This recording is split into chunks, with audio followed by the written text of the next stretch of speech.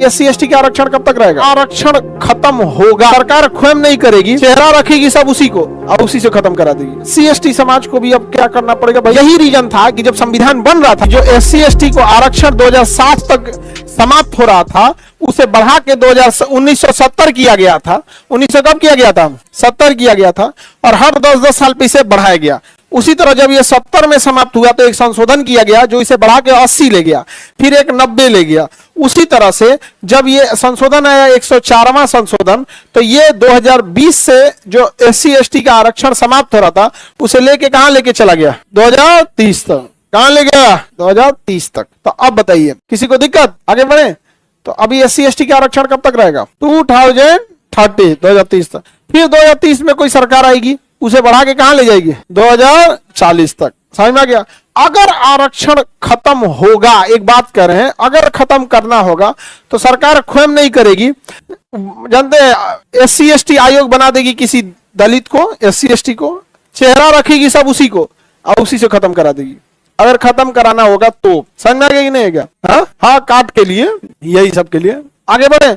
बाकी जो भी रहेंगे लोग, चाहे महिला हो या SC ST हो या बिहार के लोग हो या मुस्लिम समाज हो, इन चारों की एक कॉमन शिकायत होती है कि हमारा विकास नहीं हुआ है। बिहार के लोग कहते हैं ना, हमारा विकास नहीं हुआ है, हम पीछे रह गए।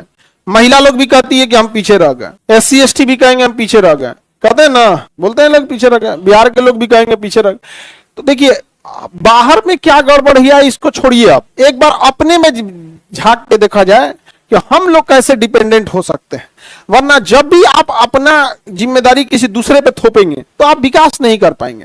आप सबको देखिए, गर्ल्स को अगर आप पढ़िएगा, आज के जमाने में अगर कोई महिला ये कहे कि हमको पढ़ने नहीं दिया जा रहा है, तो एग्जैक्टली वो ऑनलाइन का मिसयूज कर रही है। आज ऑनलाइन बढ़ के पढ़ सकते हैं लोग, बच्चे BPSC निकाल के आए सब ऑनलाइन पढ़ के।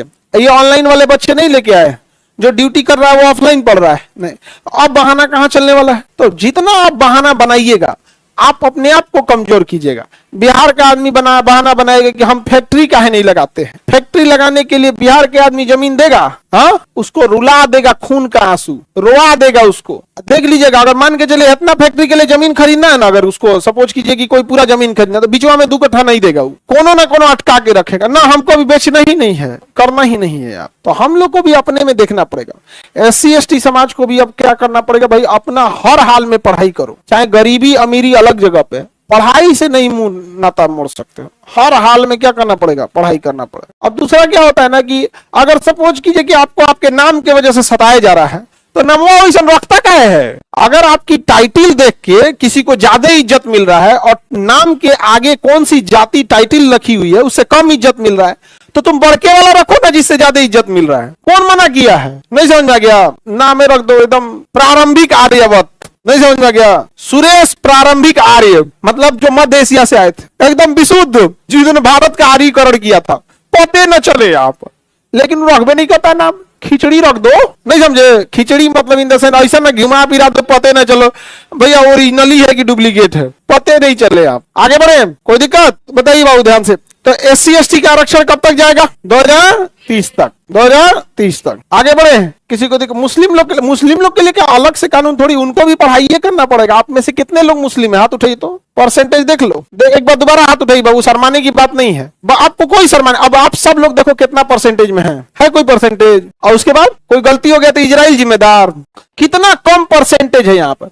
समाज में आपका कितना दबदबा रहेगा, ये दबदबा चालू होगा विद्यालय से। समाज में कितना वर्चस्व आपको होगा, ये उस जाति, उस मजहब, उसके लोग ये डिसाइड करेंगे कि स्कूल में कितना है। महिला स्कूल में कितना रहती है? सब बहुत कम, पहले बहुत कम रहती थी।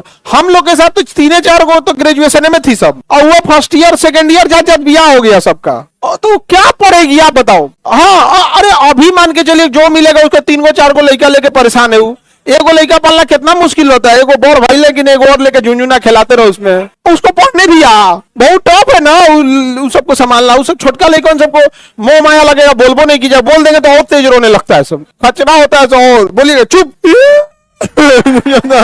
और बल आ जाता है, होता है ना। तो आप समझ जाइए ध्यान से, अगर आप चाहते हैं कि समाज में आपका वर्चस्व रहे तो विद्यालय में पहले आपको क्या बनाना पड़ेगा? वर्चस्व। आप देखो कोई विद्यालय देखना जिसमें बड़ी जाति आज से 100 साल पहले भी उनका वर्चस्व था, अभी भी है। चाहे वो एम्स उठा लो, IIT उठा लो, IAS उठा लो, यूनिवर्सिटी किसी भी लोग, तो वहां से चालू होता है। आप कौन चीज सोचिएगा, जोर में कुछ है ये नहीं है, बरगद का पेड़ लगेगा, नहीं लग पाएगा। तो ये बहुत जरूरी है एजुकेशन। यही रीजन था कि जब संविधान बन रहा था ना, तो अंबेडकर साहब के सामने ये बात आई थी कि चुनाव वही लड़ सकता है जो ग्रेजुएट हो। तो उन्होंने कहा कि महिला तो पहले छट जाएगी और SC ST कहां फेंकाएगा पता नहीं चलेगा, क्योंकि पढ़ने ही नहीं दिया था SC ST को, पढ़ने नहीं दिया यहाँ पर। तो वर्चस्व किस बात पे डिपेंड करेगा? शिक्षा पर। आगे बढ़े। अब तो फिर से नहीं पढ़ने देगा घर के लोग। कहे जी, अरे पढ़ो लोग ना जी, यहाँ पे एक से एक नौटंकी का, घर के लोग पढ़ने नहीं देना चाहते हैं। किसी के घर का आदमी पढ़ने से नहीं रोकता है। तुम लोग पढ़ाई के नाम पे कुछ और करोगे तो पक्का रोकेगा। हमको तुम लोग बेवकूफ समझते हो। कई आएगी से सर हमको घर वाला पढ़ने नहीं देना चाहता है। हाँ, पढ़ने नहीं देना चाहता।